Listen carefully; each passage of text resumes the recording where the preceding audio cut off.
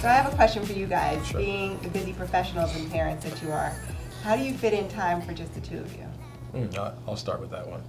I think one of the things that we employ in our household, which has been very helpful, and I'd encourage everybody else to do it, is not only leveraging each other's work calendars, but a home calendar.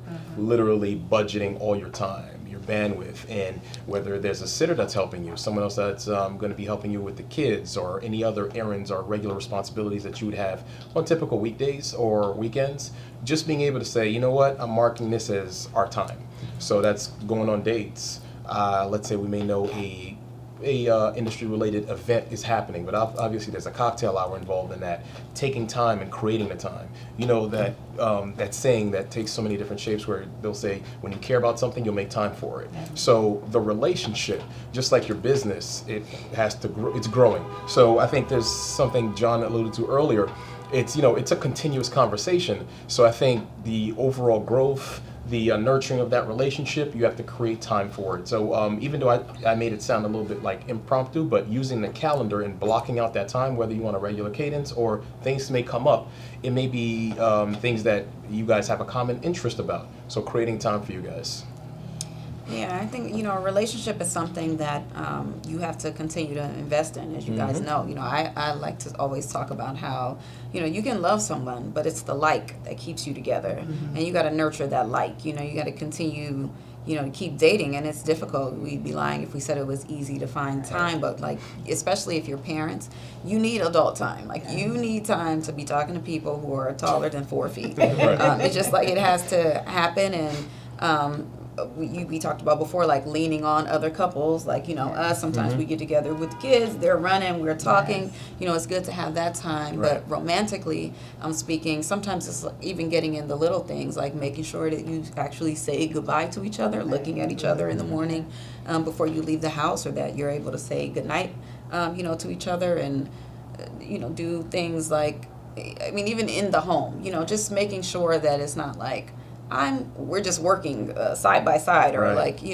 roommates. There's no acknowledgement of the other. There has to be room and space to acknowledge the other person. And I do agree with scheduling that time to go on those dates and do those romantic things. You can't, neglecting the other person's needs just helps to foster resentment. Even if you don't say it, not having that time, that one-on-one time with each other, can cause you to grow apart. And your kids or whatever, money or those things aren't going to be enough to keep you together with all of the the stresses and the competitive careers and all of that. You need a home base, you need a support system. I'd say the main thing is keeping your marriage first, above all, which is really hard when you have these very demanding careers like we all do. When you have kids, multiple kids, there's always something that's going on, right? There's always, sports or some school thing, and then, work, or a cocktail hour, or some after work event, or something you have to do, or travel that gets in the way. You have to make it a priority, like you said. One thing that we try to implement, this is not always successful, but we try to block off a day in the week. We try to make it Sundays. Look, don't invite us to nothing. We need to sit and be at home, spend some time together. And we have our show. Even it doesn't have to be a big formal date night. We have our shows we watch together. Don't bother us when that's happening, right? I try to put the phone away if I can, and just spending that time together and making it a point. We have on our calendars our respective date nights. We try to keep those. It's not always easy because things come up, especially on the weekends. But, the effort, I think, and just seeing it, like you say, on your calendar, because we're so attached to our phones anyway, and that, especially me, that kind of literally dictates where I go. Yeah, it makes it more salient. It just makes it's visual. You can see it. So I think just having it, keeping that thought front of mind and making it a point to do so is critical.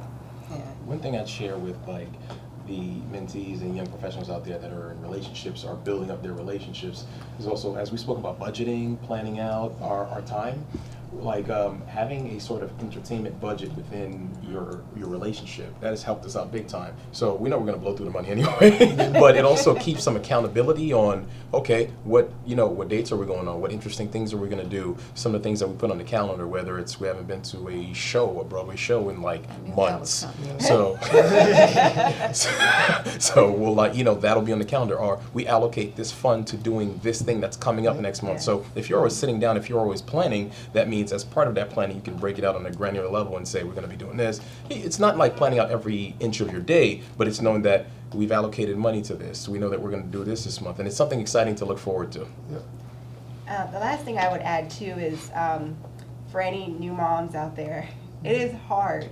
It is honestly hard. Give yourself some grace if you're not doing your date night every week, you should probably do it more than once a month, but if you're not doing it every week, know that there's other moms who struggled with that as well, or even if you're just busy, I get it. But one of the things that John said that we live by is that our relationship is first. We have 2 kids, our relationship is before them. I love my girls with all my heart, but I love their father. And so what's important to us to do too, in addition to date nights, is we always try to plan a getaway with just us. It's super hard to do that, I promise you it is, but it's worth it. Because we always have something to look forward to, and it kind of always restarts us again. Like, oh yeah, I remember that time when we went to insert really cool place. Right. Away, just the 2 of us as adults. Like you said, like wanting to talk to somebody who's over 4 feet and who's not demanding juice. or play dates or snacks. Insert any demand that they make on us. To just reconnect as us, I think that's what helped. And it doesn't have to be anything fabulous. Like, it could honestly just be a day where you guys stay at home and you send the kids away. Like, do something for you, because at the end of the day, it's your partner who you married and who you're going to be with when those kids, God willing, go off to college and move out your house. So right. You don't want to look up and be married to a stranger one day. Exactly. You didn't take the time to know who they were outside of mom and dad. Exactly. That goes back to the point of not bringing, doing it all in parallel. So if you're not doing it in parallel, which it sometimes happens, but if you allow too much space to happen in between the whole career and what you're doing in the household, how you guys taking care of each other, you will end up with a stranger. You guys can naturally grow apart. Yeah. There's one last thing that we didn't touch on that I do want to touch on, and this will be. And that's the timing of opportunities and when to take new opportunities, especially when you're at the point of change in your life, when you're gonna, have kids or buy a home, or there's gonna be some significant level of change, and being ready for opportunities. So, for example, when I was promoted into my job, I had just come back from maternity leave. Literally, I walked in and the opportunity was there, and it was either, take it or leave it. And there were a number of questions and conversations we had to have about readiness to take on such a new change and a new challenge when we were taking on such a new change and new challenge in our personal lives. And it's really about supporting your partner. By checking in with them. The conversation shouldn't just be about, what's the salary, or, how much you're going to make. It should be about, do you have the mental and emotional bandwidth to take on something new, and being there for your partner, and while you're cheering for them, and of course you're happy for them and saying, this is great, you have this opportunity. But going back to the over communication, asking them, is there something that you need? How would I be able to support you in this role? What is that going to mean for the amount of time you need to spend in the household? We talked a lot about the moms, for example, or the woman in the relationship being communicative about her needs. But I think we should also encourage the other partners who are not playing the main child rearing role. Encourage that person to also ask questions and to prompt their partner to give them information as well. So I don't know if you guys have taken on any new ventures at any point where you felt like there was change in your home and change in your career at the exact same time. And what advice would you give someone to manage both of those changes? I think John recently started a new business Oh, congrats. with a friend of his, so we can definitely relate to that question. It was twofold because John already has a very demanding job, and for him to take on a new career, a new company really that I knew was going to take even more of his time. My first question to him was, okay, how are we going to manage this? Because I know we're going to make it happen. I want to support him in whatever he does because he would do the same for me. Right. It wouldn't be a question of can I do it? It would be how can we? Right. And so that was our conversation was around how do we make this happen and fit in time for the family, fit in just downtime for you, just because he rarely gets that. So I don't know if you have anything extra on that piece, but Kelly's my biggest cheerleader. And that makes it easy. And because of that, I always try to keep those lines of communication open. Like, this is what I'd like to do. This is, where I think this could take us, right? Especially in line with, like, our goals and what we want to accomplish, both in the medium and long term, right? So being able to communicate that, and as well as, like, what's this going to look like on a day-to-day? How much time is this going to take out of my day or out of our week? Like, when am I going to spend time doing this? And, how flexible am I going to be? And reassuring that, like, this won't take away or cannibalize away anything from the family, right? Yeah. Because the family always comes first. This is, like, something that could be really great for us if it goes forward and, once it's successful or what have you, but, like, I won't do it at the stake of risking or compromising anything for the family or compromising the goals that we laid out for ourselves. So it all goes back really to communication. And You guys being on the same page. made me think about something else that comes up when you speak to young couples. They think that everything has to have structure. So a lot of people that are setting up a plan, so they think someone has to be running the relationship. That's something I'd like to dispel.